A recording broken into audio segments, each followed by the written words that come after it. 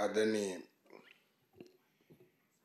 NDDB के अध्यक्ष doctor Minesh Shah ji, Amul के अध्यक्ष श्री विपुल पटेल जी, मंच पर उपस्थित हमारी 5 विभिन्न मिल्क प्रोड्यूसर्स ऑर्गेनाइजेशंस के अध्यक्ष और ऑर्गेनिक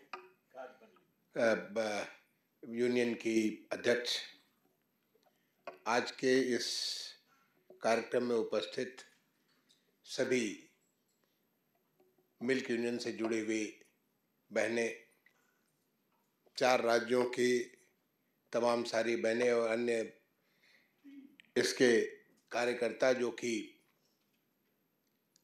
डिजिटल माध्यम से इसमें जुड़े हुए हैं, एनडीडीबी के अधिकारी एवं अन्य कर्मचारीगण, सबसे पहले तो मैं डॉक्टर मिनेश शाह जी को धन्यवाद दूंगा कि उन्होंने मुझे आज यहाँ पर आप सबके बीच उपस्थित होकर के इतने महत्वपूर्ण विषय पर सक्षम नर्चरिंग विमेन लीडर्स, जिसकी शुरुआत आज यहाँ इस कक्ष से की जा रही है, इसमें भाग लेने का मौका दिया। मैं अभी 9:30 बजे ही पहुँचा हूँ। सुबह आज दिल्ली से यहाँ पे बोर्ड में एनडीएस की बोर्ड बैठक में भाग लेने के लिए आया, मैं समझने के लिए भी कि एनडीडीबी की क्या कार्यविधियाँ हैं, यहाँ पे क्या क्या चीज़ें हो रही हैं, सब, ताकि इसके बाद हम और एक्टिवली इसके कार्यक्रमों में भाग ले सकेंगे। तो जब डॉक्टर शाह का मेरे पास पत्र मिला तो मुझे बहुत खुशी हुई कि पहुँचते ही आपने मुझे बहनों के साथ जोड़ दिया। मैं उन तमाम सारी बहनों को, जिन्होंने, जैसे नवल बेन जी हैं, आपने अपना अनुभव बताया कि कैसे आपने एक छोटी सी शुरुआत से बढ़ा करके आज लगभग 1.75 करोड़ रुपए का वार्षिक बिजनेस कर रही हैं। आपका बहुत बहुत अभिनंदन। वास्तव में आप अन्य महिलाओं के लिए प्रेरणा है। वंदना जी ने बताया कि कैसे उन्होंने 3 से शुरुआत किया, 3 से शुरू करके फिर वो 50 तक गई, फिर प्राकृतिक आपदा आई और आपदा ने 2018 में उनको सब कुछ छीन लिया, और फिर वो उन्होंने एक रेजिलियंस दिखाया, उन्होंने हार नहीं माना और फिर दोबारा एक बार चढ़नी चालू की और आज वो 35 तक पहुंच गई हैं। आपके इस रेजिलियंस के लिए मेरा अभिनंदन। बहुत बहुत आपको खुशी हुई आपकी कहानी जान करके।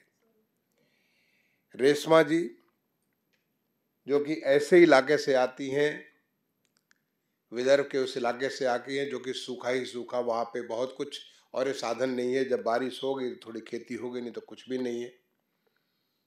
उनके पास जानवर तो थे, लेकिन जानवर को दूध ले जाने के लिए आपने खुद देखा उनको मोटरसाइकिल पे पीछे बैठ करके कैसे वो दूध लेके जा रही हैं। तो कैसे उनका एक जीवन में परिवर्तन आया जब वहाँ पे डेयरी आ गई, और डेयरी आने के बाद अब वो एक लीडरशिप रोल में वहाँ पर काम कर रही हैं। आपके इस जो आपने न केवल खुद को बल्कि अपनी बेटी, मैंने देखा कि आपने बेटियों को पढ़ा रहे हैं और वहाँ पे आसपास तमाम सारी बहनों को सक्षम बना रही हैं। मैं आपके लिए इसका अभिनंदन करता हूँ। आपकी कहानी प्रेरणादायी लगी। फिर बाद में 2 बहनों ने, रेशमा जी के बाद जो है हेमा बेन और जागृति बेन, इन दोनों की तो खुशियों का ठिकाना ही नहीं था। मैंने एक साधारण सा व्यवसाय आपने शुरू किया डेयरी से, उसके बाद आपने खाद का जो है, खाद से गोबर की खाद बना करके वहाँ से शुरू किया और गैस बनाना चालू किया, और ऐसा कुछ काम किया कि आपको हमारे देश की प्रथम महिला, जो देश के सर्वोच्च पद पे, राष्ट्रपति के पद पर आसीन है, वो खुद एक महिला है और एक बहुत ही पिछड़े क्षेत्र के, उड़ीसा के उस सुदूर क्षेत्र से। सोचिए कि कहाँ से उन्होंने यात्रा प्रारंभ की। अगर आप अपने बारे में सोचिए तो उनका सोचिए कि वहां से उन्होंने यात्रा प्रारंभ की और आज वो देश के सर्वोच्च पद पर है। तो उस प्रेरणादायी हमारे माननीय राष्ट्रपति महोदया ने आपको अपने आवास पर बुलाया, आमंत्रित किया, ये अपने आप में कितना बड़ा सम्मान था। तो ये भी एक बहुत ही प्रेरणा की कहानी थी। तो जो हमारी पांचों बहनों ने इस प्रकार की अपनी कहानी सुनाई, ये आज देश में एक नया जो भाव आया है पिछले 10-12 साल में, एक नारी सशक्तिकरण की हम लोग बहुत दिनों से बात कर रहे थे, बहुत कुछ काम भी किया था, लेकिन अब फोकस्ड रूप में नारी सशक्तिकरण के रूप में, चाहे सबसे पहले क्या जरूरत है, नारियों की सुरक्षा, चाहे वो गांव की नारी हो चाहे शहर की नारी हो।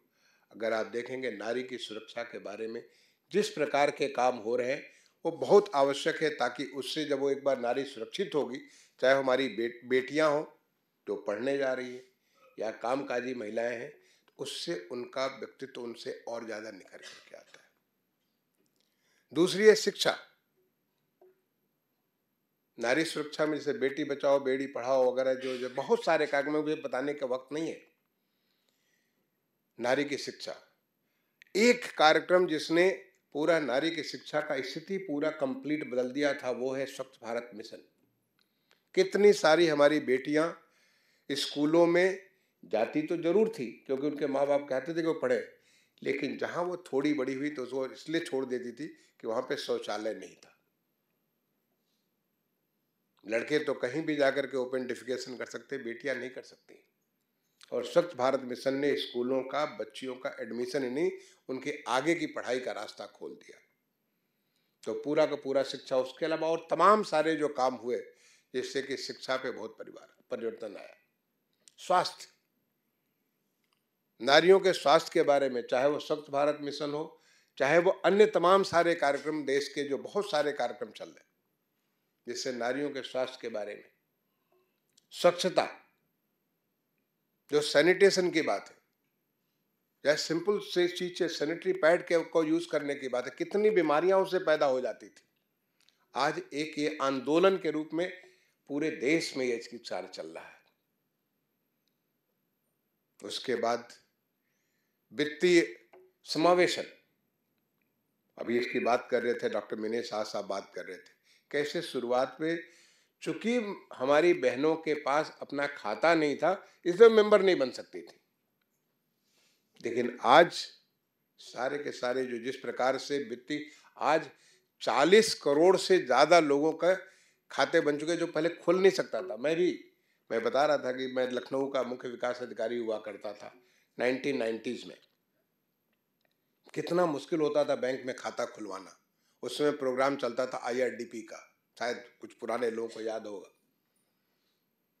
खाता खुलवाना अपने आप में एक बहुत बड़ी चुनौती होती थी। माननीय प्रधानमंत्री जी ने ऐसा एक जादू चलाया कि देश में देखते देखते अब कोई ऐसा है नहीं जिसका खाता ना हो, हर बहनों के पास खाता है। तो ये एक वित्तीय समावेशन, और उससे ज्यादा ये हमारा UPI का जो प्रारंभ हो गया। अब तो मैं देखता हूँ, मैं अर्बन विभाग का सेक्रेटरी था, हमारा रेहड़ी पटरी वाले लोग भी इससे जो सीधे UPI से अपना लेना देना दोनों का दोनों काम पॉकेट में ही, आपका जो बैंक चल रहा है, बैंक भी जाने की जरूरत नहीं है, सारा का सारा आपका जो हिसाब किताब बैंक भी है, आपका अकाउंटेंट भी है। ये वित्तीय समावेशन के लिए कितना बड़ा काम हुआ। वित्तीय समावेशन के बाद उद्यमिता, इंटरप्रेन्योरशिप के लिए, स्किलिंग के लिए आपने, हमारी जो DRDA की अधिकारी यहाँ पे आपके सामने आई थी, मुझे नाम वर्षा जी, वो बता रही थी कैसे लाइवलीहुड मिशन के तहत कैसे विभिन्न कार्यक्रमों के माध्यम से लोगों को स्किल भी करते हैं और स्किल करके उनके इंटरप्रेन्योरशिप स्किल भी करते हैं। तो आज हमारे पूरे देश में सेल्फ हेल्प ग्रुप का एक नया एक मॉडल चल चुका है, एक नया पूरा का पूरा। पहले सेल्फ हेल्प ग्रुप की बात करते थे कि छोटे छोटे एरियाज में होते थे, आज पूरे देश में कई करोड़ों की संख्या में इतने सारे सेल्फ हेल्प ग्रुप में लोग काम कर रहे हैं। केवल अकेले हमारे अर्बन मिनिस्ट्री में, जब मैं अर्बन का सेक्रेटरी हुआ करता था, हमने उसमें टारगेट रखा था 1 करोड़ महिलाओं को जोड़ेंगे। कोविड आ गया जिसके नाते हमारी रफ्तार कम हो गई, लेकिन अभी मैं पढ़ रहा था, अभी दो साल मेरे निकले, वहां से 2.5 साल निकले हुए, उसके बाद अब वहां पे 1 करोड़ महिलाएं, अर्बन महिलाएं जुड़ गए। रूरल में तो लगभग मैं समझता हूँ कि 3 करोड़ के आसपास हो गए। आज हमारी महिलाएं जो है द्रोण दीदी के नाम से, लखपति दीदी के नाम से, क्या क्या नाम, कितनी सारी चीजें जो कि उद्यमिता को लेकर के इतने सारे प्रयास हो गए। और फिर लास्ट जो चीज है, निर्णय में भागीदारी, जो हमारा डिसीजन मेकिंग प्रोसेस में, क्योंकि पहले हम महिलाओं के लिए जो है समझते थे कि वो तो किसी काम, कोई घर का जो काम बता रहे थे, जो हमारे पटेल साहब जो कह रहे थे कि घर का काम काज देखना, बच्चों को देखना, यही उनका काम है। नहीं, आज वो हमारे आर्मी में भी, नेवी में भी, एयरफोर्स में भी, आज वो पायलट है जो कि हमारे फाइटर प्लेन चलाती हैं, हमारे देश की राष्ट्रपति है। अब आप गणतंत्र दिवस परेड आप देखिए तो वहाँ पे तमाम महिलाएं लीड कर रही होंगी, तमाम सारे जो है जो वहाँ पे जो ट्रुप्स आते हैं उनको लीड कर रही होंगी। ये क्या नहीं कर सकती? स्वामी विवेकानंद जी ने कहा है कि पक्षी जब चलता है तो दोनों पंख से चलता है, एक पंख से कोई पंछी नहीं चल सकता। अगर एक पंख काट देंगे तो वो पक्षी चल नहीं सकता, वो जमीन पे रेंग सकता है। ये ताकत होती है। अगर हमारी 50% महिलाओं को आप अलग कर देंगे तो फिर जो हमारे माननीय प्रधानमंत्री जी का विजन है विकसित भारत 2047, वो कैसे संभव होगा? अगर हमारे देश को विकसित बनना है 2047 में, जो विकसित के जो पैरामीटर्स हैं, तो जब तक आप बहनों को उतना सशक्त नहीं करेंगे, उनको लीडरशिप रोल में नहीं लाएंगे, उनको वो जिम्मेदारियां नहीं देंगे जो वो कर सकती हैं, जिनकी उनमें क्षमता है। भगवान ने सब कुछ उन्हें दे रखा है, केवल हम उसको नहीं देख रहे थे, नहीं समझ रहे थे, नहीं आंक रहे थे, हम उसे बढ़ने नहीं दे रहे थे। जब बढ़ने नहीं दे रहे थे तो वो कर नहीं पा रहे थे। तो आज लीडरशिप रोल की आवश्यकता है। और बहुत अच्छा आपने बताया कि 22 में से 22 नहीं 23 आपकी जो एमपीओज हैं उसमें से 15 एमपीओज की चेयरमैन आज महिलाएं हैं। अगर उसकी चेयरमैन महिलाएं तो वो सारा डिसीजन मेकिंग का फाइनल स्तर जो है वो हमारी महिलाएं कर रही हैं, वो बहनें कर रही हैं, जो कि कल को वो मैं भी केवल दूध निकालती थी, आज वो दूध लेने का पूरा व्यवसाय एक एमपीओ का, जिसमें लाखों की संख्या में सदस्य हैं, उन सारे सदस्यों का नेतृत्व कर रही हैं। आपने अभी शाह साहब ने क्या बताया कि लगभग 120 बोर्ड मेंबर्स आपकी महिलाएं, 120 आपने कहा था। तो जो बोर्ड मेंबर्स वो डिसाइड, बोर्ड मेंबर्स मतलब जो डिसीजन मेकिंग बॉडी है आपकी एमपीओ की, वो डिसीजन मेकिंग बॉडी को हेड कर रही है। अगर आप ऐसे काउंट करें, आप बता रहे थे मुझे कि करीब 12 साढ़े 12 लाख के आसपास टोटल सदस्य, जिसमें 8.5 लाख के आसपास महिला सदस्य, यानी लगभग 70% आपके सदस्य महिलाएं। ये सारी की सारी जो चीजें बताती हैं कि आज लेडीज की जो हम महिला सशक्तिकरण नहीं बल्कि महिला को लीडरशिप, विमेन लीडरशिप, जो कि आपने इसमें बढ़िया शब्द का प्रयोग किया, नर्चरिंग विमेन लीडर्स।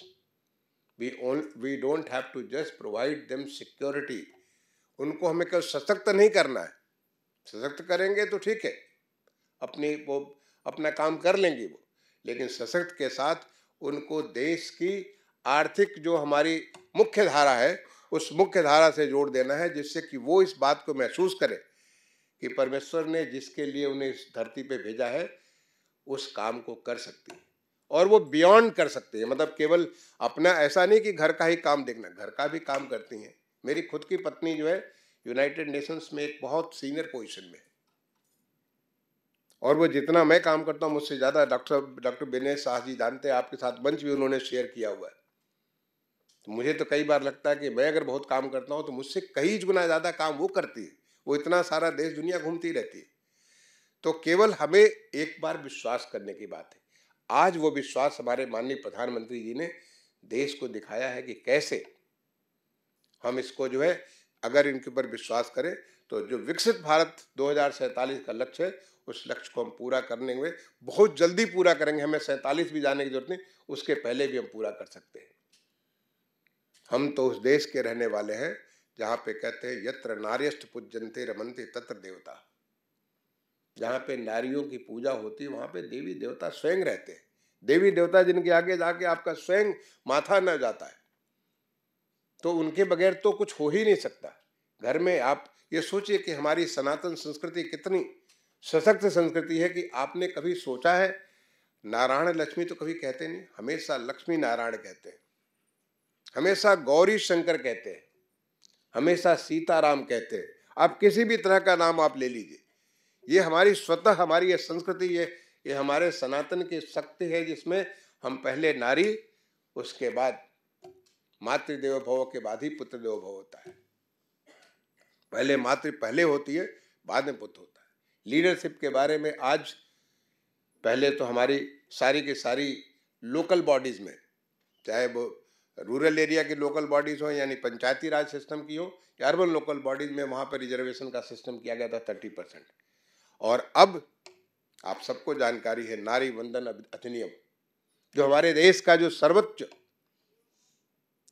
पंचायत है, जो देश की सर्वोच्च पंचायत है, जो कि सारा नीति निर्धारण, सारे देश की नीति नियंता है, जो हमारे देश का कानून बनाने वाली संस्था है।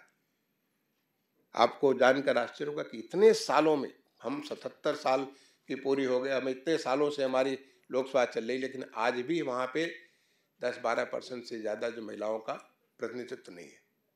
लेकिन अब नारी वंदन अधिनियम जब लागू हो जाएगा, जब एक बार हमारा डिलिमिटेशन हो जाता है, ये हमारा सेंसस पूरा हो जाता है, उसके बाद संभवतः जैसा कि उस अधिनियम में ना हो कि 2029 से लेडीज को 30% रिजर्वेशन लोकसभा में होगा, सारे विधानसभा में होगा। आप सोचिए कि जिस दिन वो नीति नियंता बनेंगे, मैं याद कर रहा हूं कि जब हम सीडीओ हुआ करते थे, लखनऊ का मुख्य विकास अधिकारी होते थे, उसके थोड़े समय पहले ये रिजर्वेशन का सिस्टम जो लोकल बॉडी में प्रारंभ किया गया था, जो कि हमारा जो अमेंडमेंट के थ्रू इसको प्रारंभ किया गया था। उस जमाने में हम लोग का जब इलेक्शन होता था, हम जाते थे ग्राम पंचायत में, जो हमारी महिला पंचायत की जो अध्यक्ष होती थी, यानी ग्राम प्रधान होती थी या ब्लॉक प्रमुख होती थी, उनका रिजर्वेशन हो गया था 30%।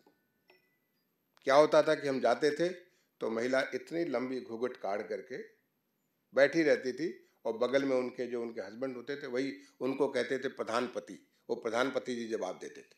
हम उनसे पूछते थे गाँव के बारे में, तो वो तो जवाब नहीं देती थी, क्योंकि वो बोल भी नहीं सकती थी हमसे, वो प्रधानपति जी उसके बदले में जवाब देते थे।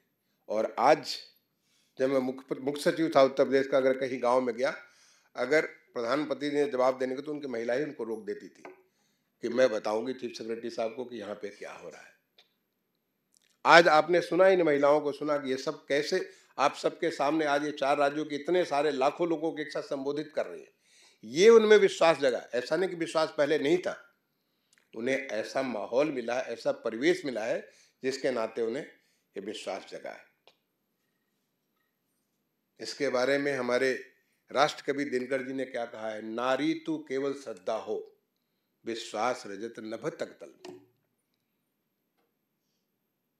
नारी के बारे में इतनी सारी हमारे मने ग्रंथों में, हमारे कविताओं में, हमारे साहित्य में सब कुछ किया है, लेकिन हम उसको वास्तव में ग्राउंड पे, धरातल पे नहीं ला पा रहे थे।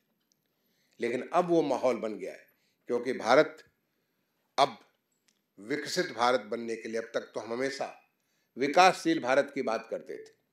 हम विकासशील हैं, कब तक विकासशील लेंगे? कोई बच्चा क्या है, बच्चा बढ़ रहा है, कब वो नौजवान होगा पता नहीं, तो हम हमेशा विकासशील ही हो रहे हैं, हम अभी बढ़ रहे हैं। लेकिन अब एक दृढ़ लक्ष्य माननीय प्रधानमंत्री जी ने देश के सामने रखा है, वो विकसित भारत 2047 की। जब हम आजादी का 100वां साल मना रहे होंगे, तो हम दुनिया के वो तमाम सारे देश, चाहे वो अमेरिका हो, कनाडा हो, जर्मनी हो, जापान हो, कोरिया, साउथ कोरिया हो, सिंगापुर हो, ऐसे जो तमाम सारे देश थे, फ्रांस हो, ऑस्ट्रेलिया हो, न्यूजीलैंड हो, उन देशों की श्रेणी में क्या हम उनसे भी आगे खड़े होंगे। और वो तब संभव होगा जब जो विवेकानंद जी के उसमें हमारे दोनों पंख एक साथ, एक रफ्तार में, एक शक्ति के साथ चल रहे होंगे। और उसका रास्ता है सक्षम। सक्षम यानी विमेन को न केवल सशक्त करना, बल्कि विमेन को नेतृत्व के लिए पूरी तरह से तैयार करना, उसकी हर तरह से सारी की सारी सुविधाएं देकर उसको नेतृत्व के लिए तैयार करना, कि जो एक पुरुष कर सकता है वो महिला भी कर सकती है।